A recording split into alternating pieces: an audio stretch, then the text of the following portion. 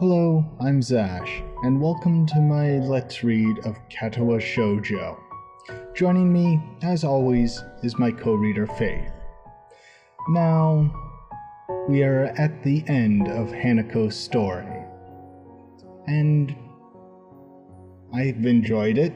Hanako is adorable. The amount of squeeing that has come from Faith tells me she has really enjoyed it. So, let's hope this all comes to a good end, finally. So, please enjoy Hanako's good ending. Hanako stands in the middle of her room and looks straight at me. It's unnerving when she does this, as it's an unusual action for her. I open my mouth to speak, but she preempts me. Could you close and lock the door? Hanako's hand reaches for her chest, grabbing her blouse at her heart.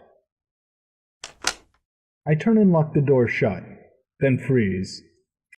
The atmosphere is beginning to feel quite strange. This feeling is only made more profound when I heard the curtains being pulled behind me. It's going to be night soon. We're a guy and a girl, in a bedroom. She's closing the curtains, and I'm shutting and locking the door.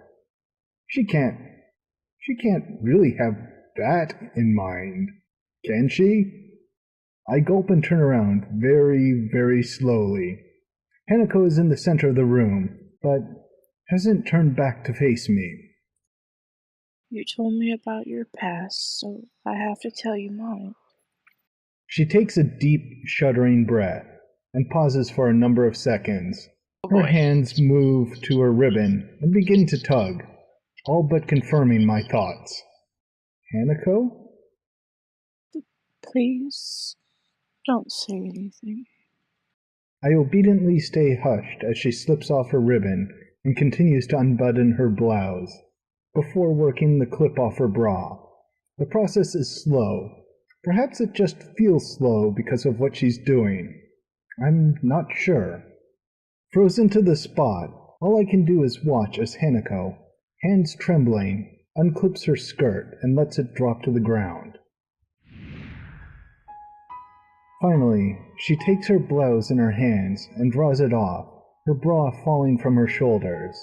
And so, Hanako stands in the middle of the room, all but bared save for her stockings and underwear. This is me. All of me. My eyes are immediately drawn to the scarring on her back. The skin on her right side is of a similar texture to that of her face, but it's also stretched taut and covering a much larger area. The scarring is by far the worst on her shoulder, buttock, and thigh. Just as my heart attack redefined my life, this is the event that redefined Hanako's. If I'd seen this when I first met her, I'd have been shocked, not only by the sight, but also at the idea that something like this was survivable. But after having had time to get used to the idea, and after seeing the scars on her face, hands, and collar, my reaction is more measured. My reaction right now is not due to her scarring, but to her body. Fire happened when I was 8 years old. It was night. We were sleeping when it started. Hanako's voice trembles, the shaking of her blouse giving away the fact that her hands are doing just the same. I curled into a ball when the fire swept over me.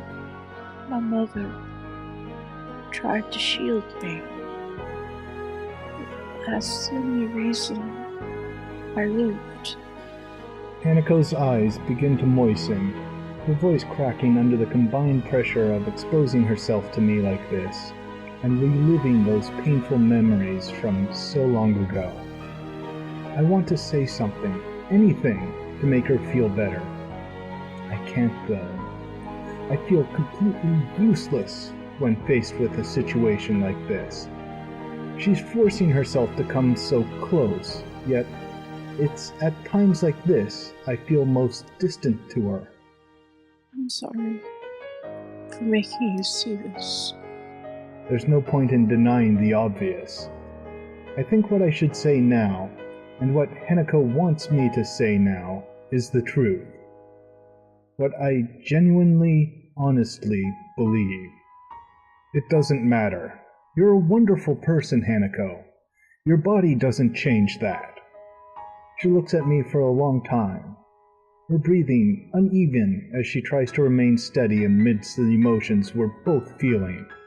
It feels less like she's looking at me than she's looking through me. I slowly walk towards her and gently place my hands on her shoulders as she lets go of her blouse. She gasps a little, not in fright, but in simple startlement. Being so close to her causes my mind to become a jumble of feelings. The scarring on her shoulder, plain to see and leather-like to the touch, conflicts strangely with her otherwise soft skin and silky dark hair. Hanako is a girl, with all that entails. She's taller than usual for a woman, but still has curves in all the right places. The nape of her neck, just visible thanks to her hair slung over her shoulder, is alluring. I know that I'm not pretty like Lily. I just wanted you to see me. The real me. I've already seen the real you, though. You didn't need to take off your clothes for that. Her lips are open, just a little. She lets out a sharp breath as without thinking. I breathlessly lean forward and press my lips to hers. The kiss only lasts for a fleeting moment before our faces part, our breathing quick and nervous. The feeling of Hanako's mouth lingers and her eyes remain locked to mine. Trembling a little myself, I remove my tie and begin undoing the buttons of my shirt. Hanako remains standing where she is, looking at the ground in front of her, rather than watching me undress. On the one hand, I'm thankful for that. I've always been somewhat self-conscious of my body, but my scarring has made me quite a lot worse. On the other, though, this atmosphere feels very strange. My shirt falls to the floor in a heap, as untidied and crumpled as Hanako's blouse and skirt. Hanako's entire body visibly flinches at the sound of the zipper on my trouser being pulled down. My trousers join my shirt on Hanako's floor next to the bed, as do my socks in short measure. I hesitate before taking off my boxers, and end up leaving them on. They represent one last hurdle I don't think I can overcome quite yet. Sheer embarrassment stops me, along with not wanting Hanako to get even more worked up. My unease about the situation has also left me needing my own stimulation. Hanako. She gives a nod without so much as glancing at me, and makes her way to the bed, as I do. She walks as if her legs were wooden sticks. I'd find it amusing if I weren't doing exactly the same thing. I take the initiative, turning around and sitting on the side of the bed. I look to her face to invite her to take a seat either next to me or in front of me, but end up awkwardly looking down to stop myself from staring at her body. As I hold myself over her, suddenly my arms almost give way and my vision distorts, as if someone's grabbed it and pulled it sideways. I let myself fall sideways onto the bed beside the panting Hanako, for fear of falling onto her instead. The only sound in the room is that of our breathing. The sweat that had accumulated on my body feels uncomfortable. We're both physically and emotionally exhausted, and a complete mess all over. My vision slowly begins to return to normal as I continue to stare at the ceiling, but my limbs still feel like jelly. I try to concentrate on my chest and find its beat irregular and mildly painful. This is a dangerous time. I have to think this through and not panic, lest I make my situation any worse. With a huge effort, I take control of my erratic breathing, forcing myself to make long, deep breaths. I count half a dozen before I start to feel physically calm again, and press my hand to my chest to assure myself. My heart beats back to normal. I'm okay. I turn my face towards Hanako, who's already looking at me. Her expression looks pretty dazed, but underneath that, there's definitely a look of concern. She's realized what happened. I'm okay. Everything's back to normal. I find myself barely able to get the words out between breaths. I don't think sex would tire a normal body out this much, so I have no doubt my condition's at least partially at fault. Why did my body have to do this right now? All thoughts of my heart, though, are pushed aside as I see the wide smile forming on Hanako's face. As always, I smile back without another thought. Hanako's smile has always been infectious in its almost childlike sweetness and earnesty. Something that sets her apart from anyone else I know. Right now, we don't need words.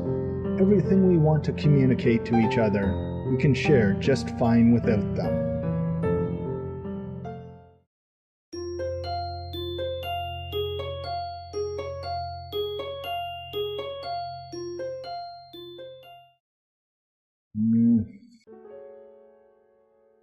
My eyes feel heavy as they slowly open, the light from the outside making me blink a bit to let them get adjusted. My body feels like lead, and my head feels just as heavy. Waking up to an unfamiliar ceiling is an uncomfortable feeling. It reminds me of the first time I awoke to the dimpled white tile ceilings of the hospital. It's only after spending a few seconds staring up that I realize where I am. This is Hanako's dormitory room. I feel as though my heart stopped again. As the events of last night rushed through my head, blood rushes to my cheeks, and I shut my eyes once more. There's very little point to getting myself worked up this early though, so I try to push things out of my mind for now. I roll my head to the side to see if Hanako's where she was when I drifted off to sleep. All that's there now is an empty space on the bed and the room beyond. I sluggishly sit up and rub my eyes before pinching the bridge of my nose and looking around the room. The only person here is me. I'm still bereft of my clothes, and after a quick scan of the floor for them, I notice that they're neatly folded in a corner of the room. Try as I might, I can't see Hanako anywhere. The foil packet for the condom's been removed too, presumably put into the bin. With a great yawn, I get myself out of bed and quickly look for some underwear.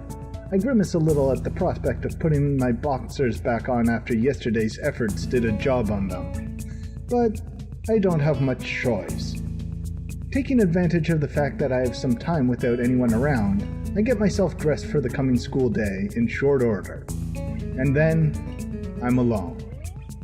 Without anything more to busy myself with, my mind becomes focused on the fact that I'm standing in another person's bedroom after we spent the night together, but there's not a single sign of her around.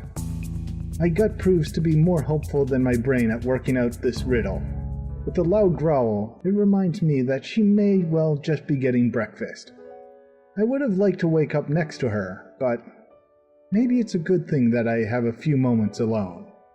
Hanako's room, as always, is quite bleak in appearance. There are precious few decorations, and practically no personal artifacts that aren't hidden away in cupboards and drawers.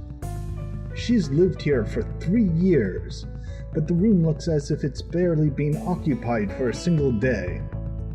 I shouldn't overthink this. She might just like living this way as some do.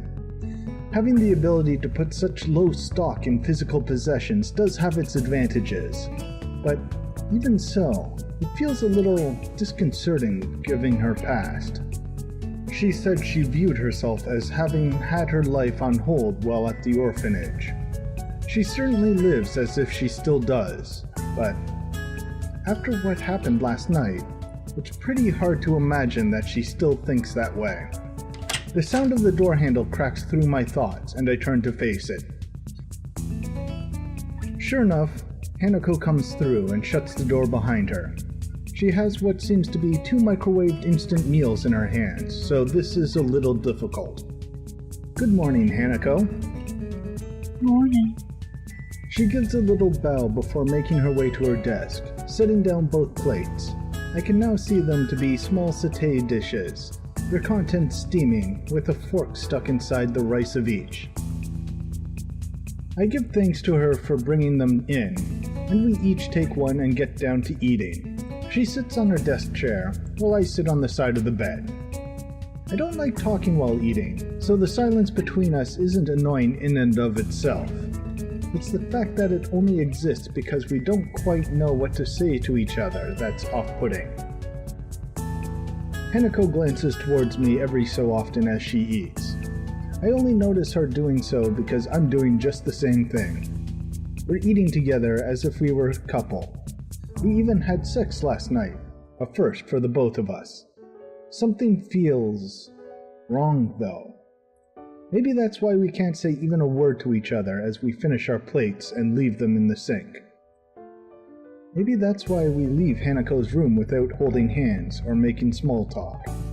Maybe that's why it feels as if we're further apart than we've ever been before. We enter the classroom together, neither of us so much as glancing at each other. Just after we do so, I realize that this may have been a mistake. Shizune lifts her eyebrow at the sight, her suspicions raised. We reach the center aisle between the classroom's desks and look to each other. I'm not quite sure what I should say. Does she want me to address her as a girlfriend? I don't think our relationship was... Oh, that's why this feels so strange. See you. Okay. I awkwardly hold up a hand as we part, and take our seats at our respective desks. I can't even look back to her out of embarrassment. I feel like the gulf between Hanako and me is because of me. Shizune begins to make her way towards me, but then Mutao enters the room. I'm thankful for his arrival being so well timed, drawing Shizune and her questioning away, to wait for another time. I wouldn't have been able to answer her anyway. I like Hanako, but I've never told her what my feelings for her are.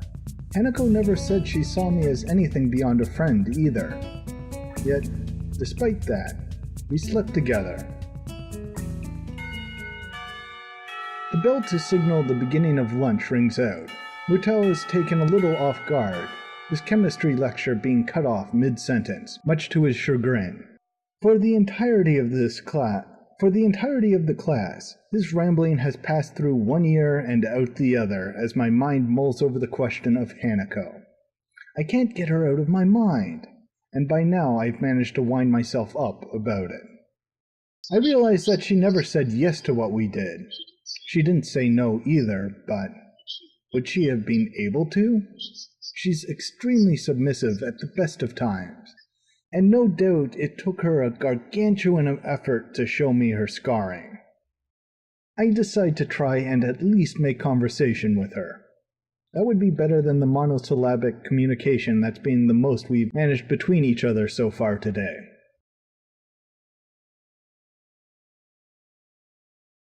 I walk to her desk, intending to chat, but she awkwardly blushes and looks down even before I've come up to her.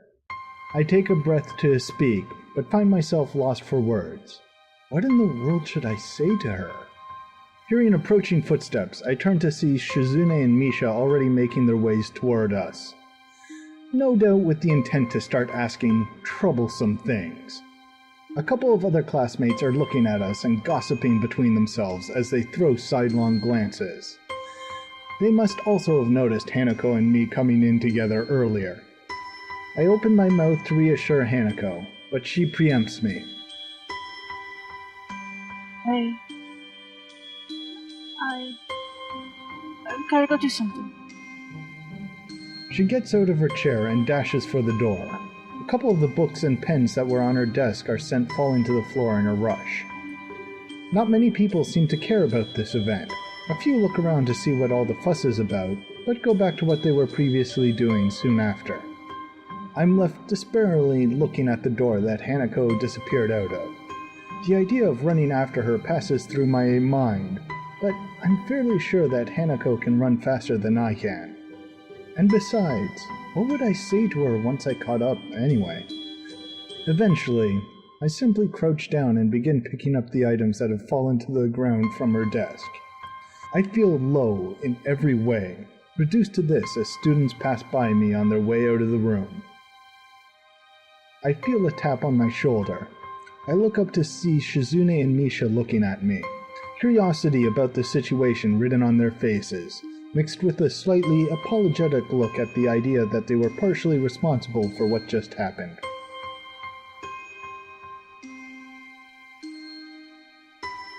Hee-chan, if we can help at all. I just shake my head. This isn't a matter for them, and from Shizune's expression and the tone of Misha's voice, I think they know the same thing. Shizune acknowledges my response and gives a solemn bow before making her way out of the room.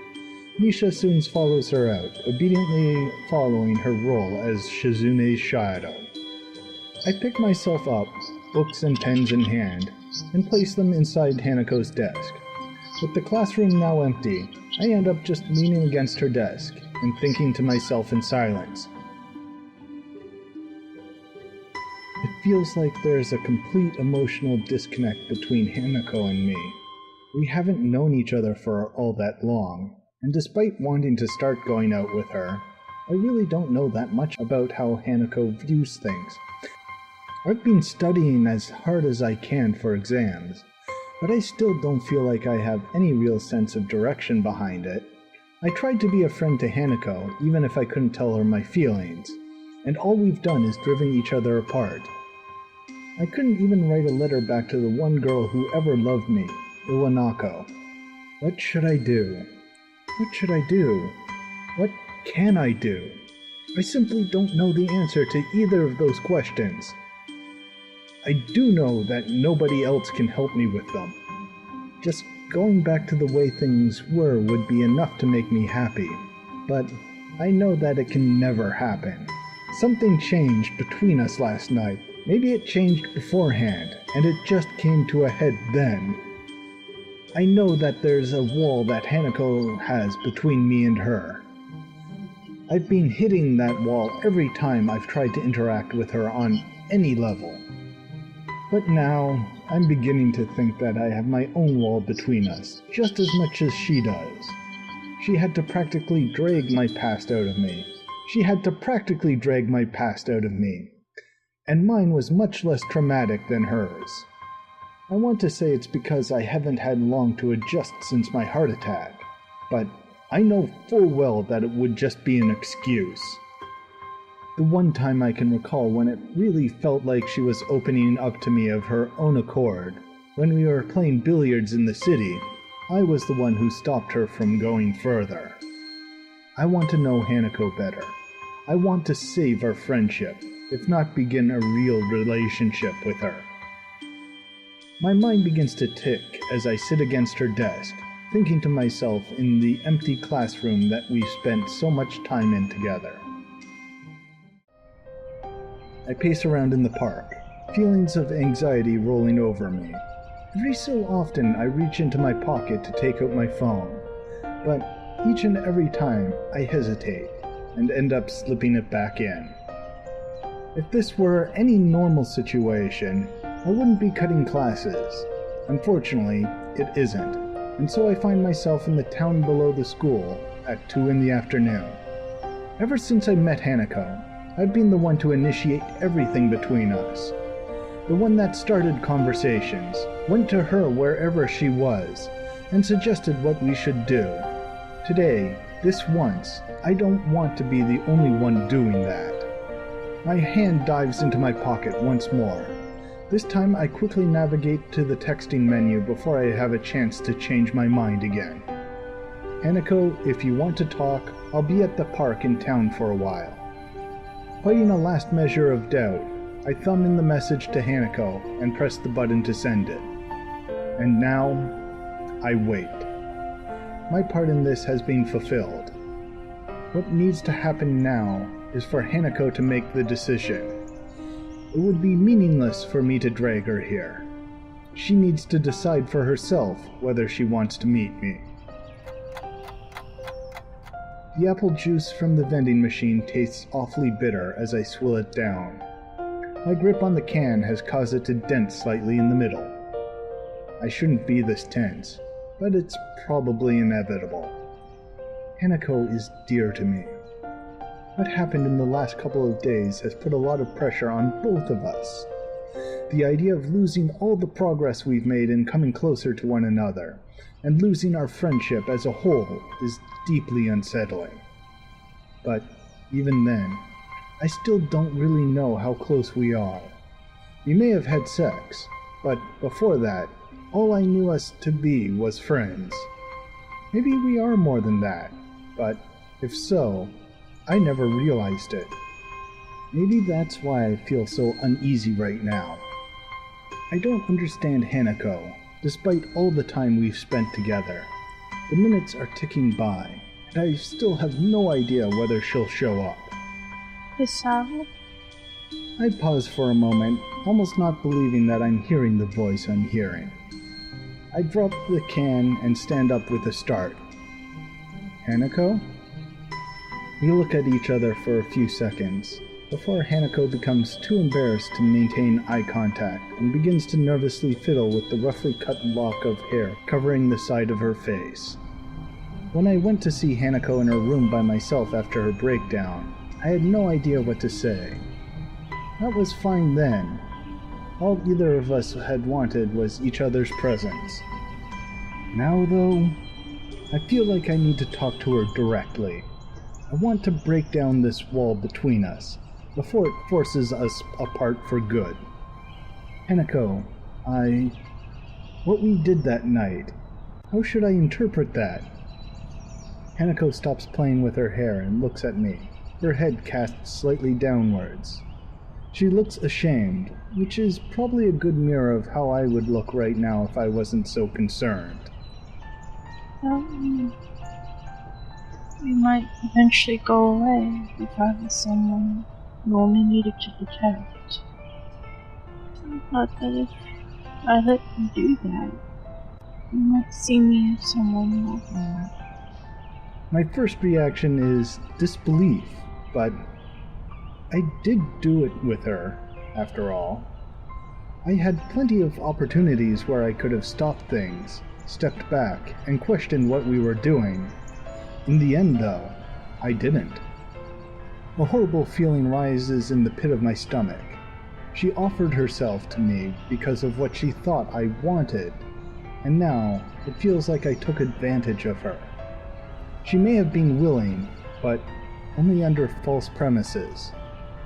I've never been good at holding my emotions from physically showing, and now is no different.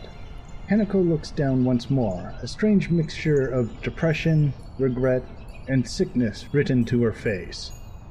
Thick silence hangs in the air, save for the breeze blowing through the trees around us. I knew you couldn't look at me that way. Hanako's words are said in little more than a whisper, seemingly directed just as much at herself as to me. In what way? What do you mean? All I ever was to you was a useless person. Just someone to protect. Someone like a child. I wanted to be more to you than that, but after so long, I got used to it.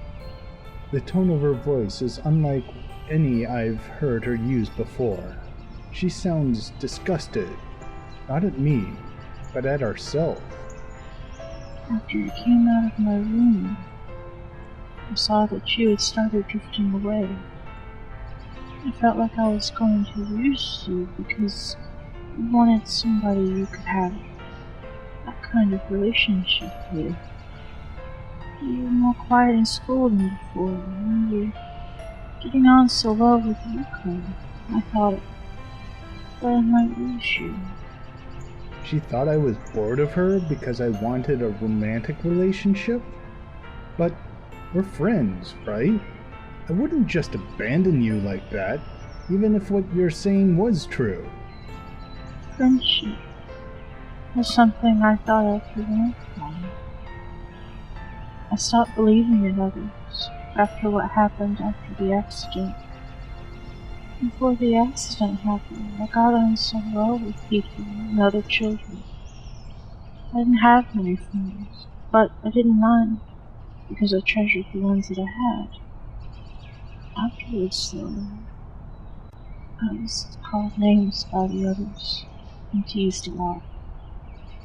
They hurt it really deeply. The teachers tried to help, but they couldn't do much. Even many of them recoiled just at the sight of me. Among those calling names and teasing me were the ones that I felt were my closest friends. From then on, I believed it didn't matter if nobody else acknowledged me. All my existence ever did was make people troubled, after all. It was easier if I just didn't exist. But after meeting Lily, then you, I tried, but couldn't make myself think that way again. All that time, she didn't trust me. She thought, just like everyone else in her life had, that she was worthless. Someone to throw away once I got bored of being with her. That hurts. That's the one kind of person I never, ever wanted to be seen as. Because I know better than most just how horrible it feels to be thrown away by those who I thought liked me. She's cracking from the memories she's bringing up. I feel useless, completely unable to console her. In a strange way, though, I'm almost thankful that she's allowing me to know this. The wall between us is going away, even if it hurts so badly to bring it down. Hanako, if you just told me. Was I wrong? Of course you! She wasn't. Hanako wasn't wrong. It's difficult to force myself to admit this, but I know trying to deny it is pointless. To me, and to Lily, she was someone we tried to protect. She had become to me what I'd become to my friends after her heart attack. A broken person. I liked her, possibly even loved her, but I never acted on that precisely because I thought she was so fragile. I mean, I don't look at you that way now. I got worried about you after what happened to you in class, and I thought I should try to protect you. When you locked yourself in your room, though, I got afraid. I thought you were rejecting me, and it forced me to think a lot about different things. I wasn't rejecting you. She blurts it out with an almost scared tone in her voice, taking me off guard. She quickly becomes embarrassed by her outburst, before clenching her fists and working through what she wants to say in her mind. You never do that. Not to you. Even though I was scared. Even though I tried to push you away, you still tried to get closer to me. I locked myself away because I was just a burden to you. To Lily. Everyone. Every birthday was the same. Everyone doing their best to pretend that I mattered. Everyone pretending everything was alright. That one day of the year. I didn't want to exist, but they wouldn't let me. Even after meeting Lily, everything was the same. I was as useless as I'd always been, unable to do anything for her, or myself. I didn't want to be the same way to you. Lily and I were completely wrong. From what she said, everything we did for her, it would have only made her feel worse. Even what little I thought I had right about her was a complete misjudgment. After you locked yourself in your room, I decided to try to work out my past as well, and sort out my future. I didn't know how to deal with the things I've lost by coming to Yamaku. So, I was trying to sort them out myself. I thought it would help us become better friends if I did that. Silence hangs in the air again.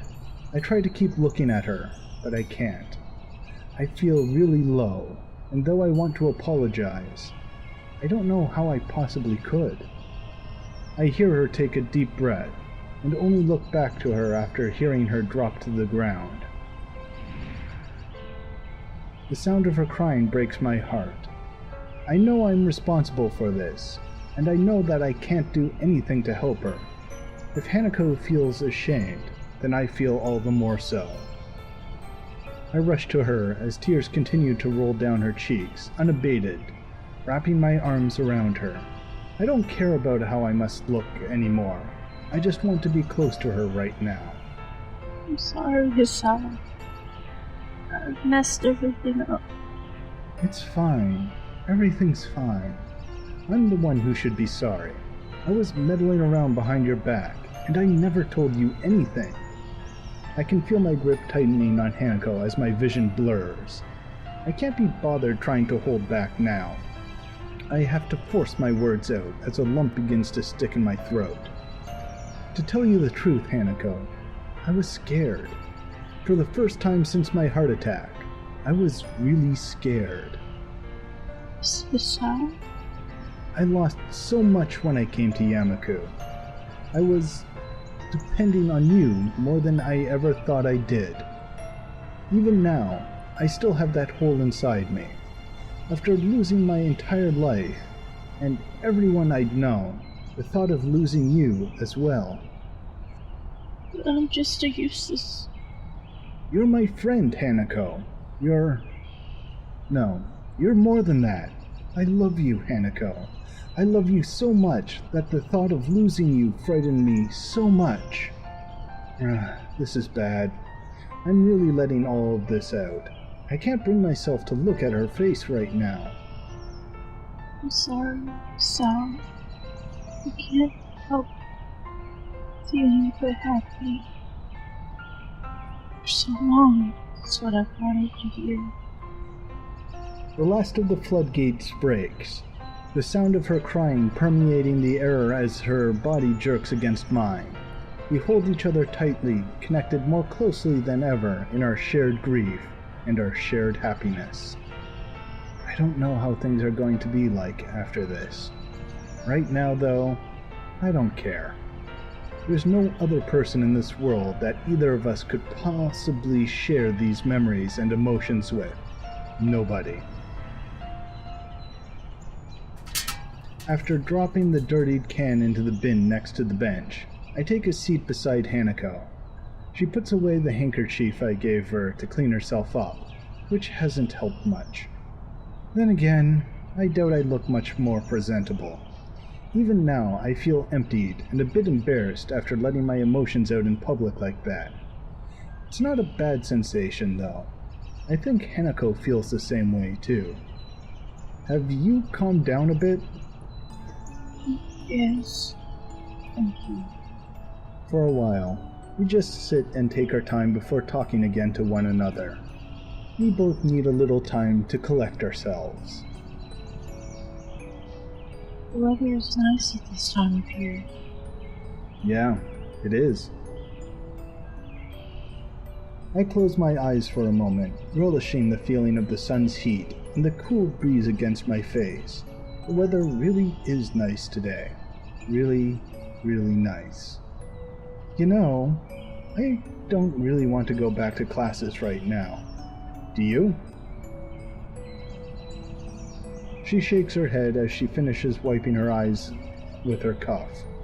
The small smile she gives is nice, and it's a reminder of how earnest it can be. Smiling for other people might be a completely normal, everyday thing.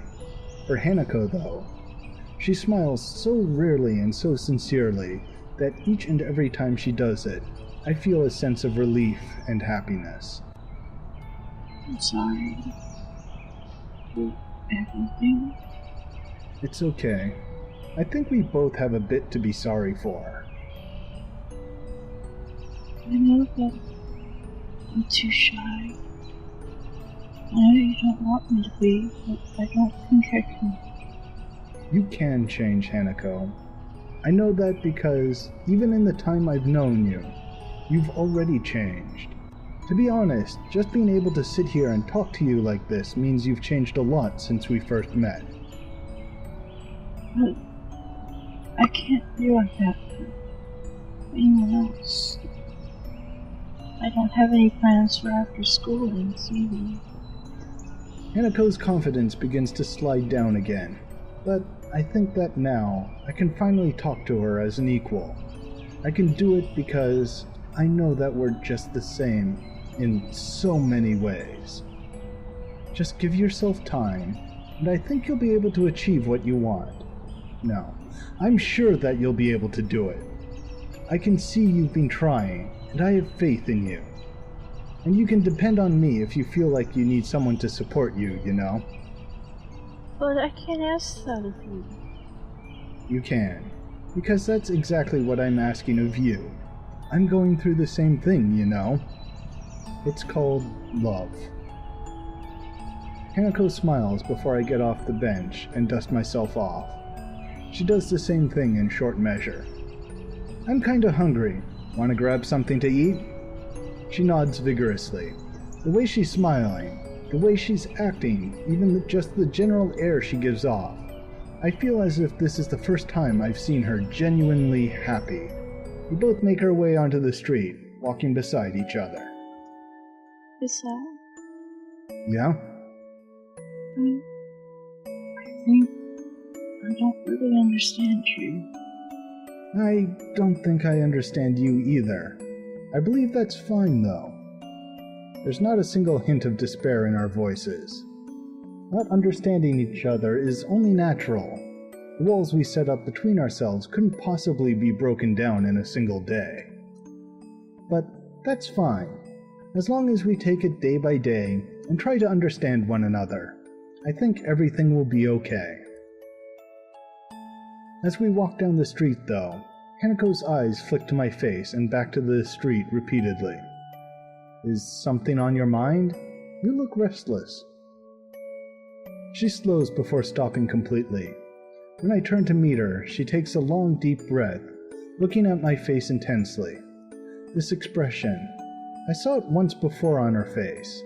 Just once, when I accidentally surprised her in her room. I think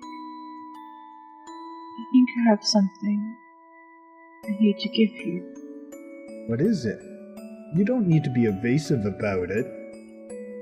I wanted to give you this for a long time, but now that I need to, it's too embarrassing.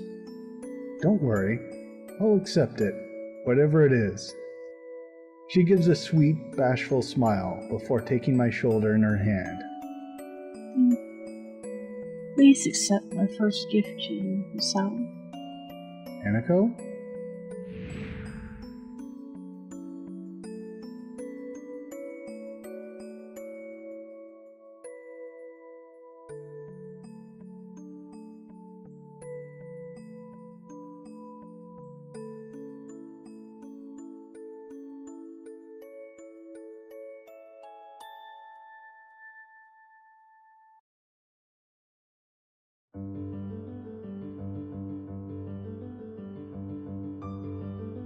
Is that the end of it? I believe so. But I wanted to see Lily's reaction.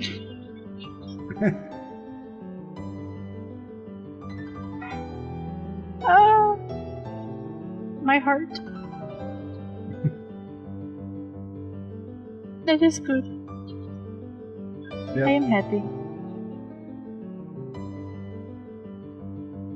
My little baby is happy. It's good, okay? Yeah. Yep.